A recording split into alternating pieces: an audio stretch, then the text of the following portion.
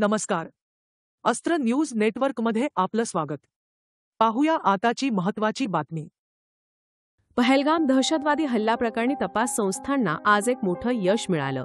पहलगाम दहशतवादी हल्ल्यातील दहशतवाद्यांना आश्रय दिल्याच्या आरोपाखाली NIA म्हणजेच राष्ट्रीय तपास संस्थेनं 2 जणांना अटक केली आहे. पहलगाममधील बटकोट इथला परवेज अहमद जोथर आणि हिल पार्क इथला बशीर अहमद जोथर यांना बेकायदेशीर कारवाया प्रतिबंध कायदा 1967च्या कलम 19 अंतर्गत अटक करण्यात आली आहे. अटक केलेले परवेज अहमद जोथर आणि बशीर अहमद जोथर या दोघांनी या दहशतवादी हल्ल्यात सहभागी असलेल्या 3 सशस्त्र दहशतवाद्यांची ओळख उघड केली आहे आणि ते लष्कर-ए-तैयबा या प्रतिबंधित दहशतवादी संघटनेशी संबंधित पाकिस्तानी नागरिक असल्याची पुष्टी केली आहे. NIAनं ही माहिती दिली आहे. पहलगाम दहशतवादी हल्ल्यापूर्वी परवेज आणि बशीर यांनी जाणून बुजून 3 सशस्त्र दहशतवाद्यांना हिलपार्क इथल्या झोपडीमध्ये आश्रय दिला होता. या दोघांनी दहशतवाद्यांना अन्न, निवारा आणि रसद यासारखी मदत पुरवली होती, असं तपासात आढळल्याचं NIAनं म्हटलंय.